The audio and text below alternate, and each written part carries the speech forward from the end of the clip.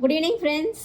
Mind is mental health டிப்ஸில் இன்றைக்கி என்ன பார்க்க போகிறோன்னா, ஸ்கூல் கோயிங் சில்ட்ரன்ஸோடைய அந்த ஒரு அன்சைட்டி லெவல்ஸை எப்படி ஈஸியாக நம்ம ரெடியூஸ் பண்ணணும் அப்படிங்கிற டிப்ஸை பற்றி தான் பார்க்க போகிறோம். ஸோ வீடியோக்குள்ளே போகிறதுக்கு முன்னாடி வீடியோ லைக் பண்ணுங்கள், ஷேர் பண்ணுங்கள், மறக்காமல் சப்ஸ்கிரைப் பண்ணுங்கள், பெல் ஐக்கானை கிளிக் பண்ணுங்கள். அப்போ தான் நான் போடுற வீடியோ உங்களுக்கு உடனுக்குடன் கிடைக்கும். வாங்க வீடியோக்குள்ளே போகலாம். ஓகே, இப்போ இந்த ஆன்சைட்டி இல்லை வரிஸ், ஸோ ஒரு கவலை வந்துருச்சுன்னு வச்சுக்கோங்களேன். நமக்கே வந்து சின்ன சின்ன விஷயங்களே எடுத்துக்கலாம். ஒரு டைமுக்கு நம்ம ஒரு காஃபி குடிக்கணும் அப்படின்னு நினச்சிட்டு நம்ம காஃபி குடிக்கலன்னா ஒரே கவலையாகிடும். ஐயோ, நமக்கு எங்கடா கிடைக்கும் காஃபி இப்போ அப்படின்னு சொல்லிட்டு கவலைப்படுவோம். ஒரு தலைவலி வர அளவுக்கு கவலை அதிகமாகிடும் இல்லைங்களா? ஸோ இது சாதாரண விஷயமா இருக்குது. இது சில்ட்ரன்ஸ்க்கு, ஸ்கூல் கோயிங் சில்ட்ரனுக்கு வந்துட்டு அந்த கவலை அல்டிமேட்டாக என்ன ஆகிடும் அப்படின்னு சொன்னால் அவங்களுடைய தாட்ஸை தான் பாதிக்குது. அப்போது ரிப்பீட்டட் லெவல் ஆஃப் அந்த ஆன்சைட்டி வந்து அது அவங்களால அந்த கான்சன்ட்ரேட் பண்ணி அவங்களுடைய அட்டென்ஷனை அந்த படிப்பில் காட்ட முடியாமல் போயிடுது. ஸோ இந்த சைக்கலாஜிக்கல் ஃபியரோ இல்லை ஆன்சைட்டியோ போகணுன்னா ரொம்ப ஈஸியான கோப்பிங் ஸ்ட்ராட்டஜிஸ் நம்ம ஃபாலோ பண்ணலாம். என்ன அப்படின்னு சொன்னால் 3 ரூல்ஸ் 3 ஆப்ஜெக்ட்ஸ் அப்படின்னு சொல்லிட்டு ஒரு ஈஸியான கோப்பிங் ஸ்ட்ராட்டஜி தான் அது. சரிங்களா?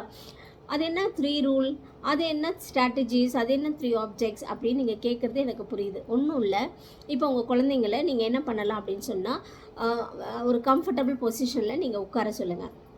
உட்கார சொல்லிவிட்டு அவங்கள வந்து வீட்டை சுற்றி ஒரு தடவை பார்க்க சொல்லுங்கள். சரிங்களா? ஸோ பார்க்க சொல்லிவிட்டு அவங்கள கண்ணை மூடிட்டு அவங்க பார்த்த 3 பொருட்கள் என்னென்ன அவங்க மனசில் இருக்குங்கிறத கேளுங்க. சரிங்களா?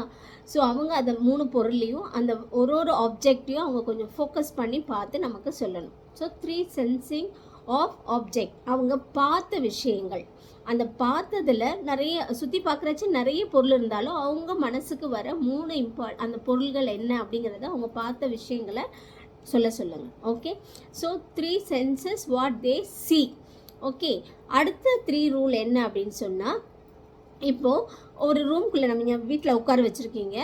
அவங்களுக்கு வந்து sound, okay, what they here, அந்த சவுண்ட் எப்படி கேட்குது அப்படிங்கிறத பற்றி தான் வந்து அவங்க கவனிக்கணும் அப்படின்னு சொல்கிறது. So 3 things are 3 senses what they can hear அப்படிங்கிறது, காதில் கேட்குற சவுண்டு, அதை வந்து அவங்க அப்சர்வ் பண்ணுறதை நம்ம பார்க்க சொல்லணும். ஸோ அவங்க கண்ணை மூடிட்டு அவங்க கவனம் வந்து எப்படி இருக்கும்னா, இப்போ ஃபேன் ஓடும்போது ஃபேன் சத்தம் கேட்குறது, இல்லை ஏசி ஆனில் இருந்தால் ஏசி சவுண்டு கேட்குறது, இல்லை விண்டோஸ் திறந்துருந்தால் பேர்ட்ஸ் சவுண்டு கேட்குறது. ஸோ இதெல்லாம் வந்து ஃபோக்கஸ் பண்ண சொல்லலாம். So 3 things that they can here the sounds, different sounds what they here அப்படிங்கிற 3 பொருள். அடுத்து 3வது என்ன பார்க்க சொல்லலாம்னா, what the 3 things that they can feel or the sense their feel. Say for example, அவங்களுடைய கை விரல்களை வந்து தொட்டு பார்க்குறது. சரிங்களா? அவங்களுடைய டோஸை வந்து டச் பண்ணி பார்க்குறது, அவங்களுடைய அந்த ஹியர்ஸை வந்து டச் பண்ணி பார்க்குறது. ஸோ அந்த மாதிரி ஒரு 3 பார்ட்ஸ் ஆஃப் தேர் பாடியை கூட அவங்க சென்ஸ் பண்ணி பார்க்குறது. ஓகே, அந்த டச். ஸோ இந்த மாதிரி விஷயங்களை பண்ணும்போது என்ன ஆகும் அப்படின்னு சொன்னால், அந்த தாட்ஸ் வந்து அவங்களுக்கு இருக்க அந்த வரிஸ் அவங்கள மீறி அதிலிருந்து வெளியே வந்து ஒரு நெகட்டிவ் ஒரு கம்ப்ரெஷனில் இருக்கிறவங்க வந்து அதை அவங்களுடைய ஃபீலிங்ஸ் வந்து பார்த்திங்கன்னா ஒரு பெரிய டைவர்ஷன்ஸ் கொடுக்கறதுனால இப்போ அவங்களுடைய கவனம் ஃபுல்லாக எதில் இருக்கும் அப்படின்னு சொல்லி பார்த்தீங்கன்னா, ஃபுல்லாக அவங்க வந்து எந்த 3 பொருட்கள் அவங்க பார்த்தாங்களோ அதை பற்றின தாட்ஸ் இருக்கும். ஓகேங்களா? அதை பற்றி யோசிக்கிறது, அது குறித்து அதோடைய எண்ணங்கள், அதை பற்றி யோசிக்கிறது, அந்த மாதிரி வரும். அதே மாதிரி அவங்க சவுண்டு என்ன ஹியர் பண்ணாங்க அந்த சவுண்ட்ஸோடைய கான்சன்ட்ரேஷன் அதில் போகிறது. அதே மாதிரி அவங்களுடைய பாடி பார்ட்ஸ் அவங்க டச் பண்ணி பார்க்குற அந்த பார்ட்ஸோடைய இது வந்து அவங்க ஃபீல் பண்ணி எப்படி இருக்குது அப்படிங்கிறத பற்றி அவங்க சொல்கிறது, டிஸ்கிரைப் பண்ணுறது. ஸோ இந்த மாதிரி நம்ம ஒரு டைவர்ஷன்ஸ் கொடுக்குறோம் அப்படின்னு சொன்னால் இது மாதிரி ஸ்மெல்லும் பண்ண வைக்கலாம், இல்லை டேஸ்ட்டு அந்த மாதிரியும் கொடுக்கலாம். ஸோ அந்த 5 சென்சஸை நீங்கள் வந்து அவங்கள அதை அட்டென்ஷன் அண்ட் கான்சன்ட்ரேஷனை வந்து அதுக்கு நம்ம ஃபோக்கஸ் பண்ணும்போது ஈஸியாக இது வந்து இந்த ஒரு ஃபியர் அண்ட் ஆன்சைட்டிலேருந்து அவங்கள வந்து டைவர்ட் பண்ணிடலாம். ஸோ இது வந்து ரொம்ப ஈஸியான அப்ரோச், சரிங்களா? ஸோ இந்த 3 ரூல் அண்ட் 3 ஆப்ஜெக்ட்ஸை நீங்கள் வந்து அவங்களுக்கு பழக்கப்படுத்தி பாருங்கள். அவங்களுக்கு ஒரு ஜாலியாக இருக்கும், அந்த பர்செப்ஷனை இம்ப்ரூவ் பண்ணுறதா இருக்கும். அவங்களுடைய அட்டென்ஷன் கான்சன்ட்ரேஷனை வந்து அந்த தாட்ஸ் கண்ட்ரோல் பண்ணி ரொம்ப அழகாக அவங்கள வந்து ஒரு ஒரு ஒரு என்ன சொல்கிறது, ஒரு டிஸ்டர்பன்ஸ் இல்லாமல், சைக்கலாஜிக்கல் டிஸ்டர்பன்ஸ் இல்லாமல் ஒரு காம் டவுன் பொசிஷனில் கொண்டு வர முடியும். ஓகே, இது இல்லாமல் என்ன பண்ண சொல்லலாம் அப்படின்னா, ஒரு நார்மலாகவே வந்துட்டு நம்ம பிள்ளைங்களுக்கு வந்து அந்த ப்ரீத்திங் எக்ஸசைசஸ் இப்போ 14 இயர்ஸ் வரைக்கும் என்ன பண்ண ரொம்ப அந்த மெடிடேஷன் வந்து ஃபுல்லாக கம்ப்ளீட்டாக அவங்களுக்கு சொல்லித்தரணும்னு அவசியம் இல்லை. ஏன்னா ஆஃப்டர் 14 இயர்ஸ் தான் வந்துட்டு உங்களுக்கு வந்து வாசி யோகமாக இருக்கட்டும், பிராணாயாமா இருக்கட்டும், அதெல்லாம் வந்து 14 இயர்ஸ்க்கு மேலே கற்றுக்கோங்கன்னு சொல்கிறா.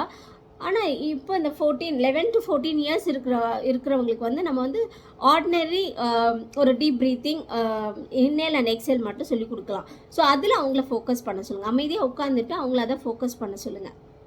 ஸோ அதுவும் வந்து ஒரு பெட்டர்.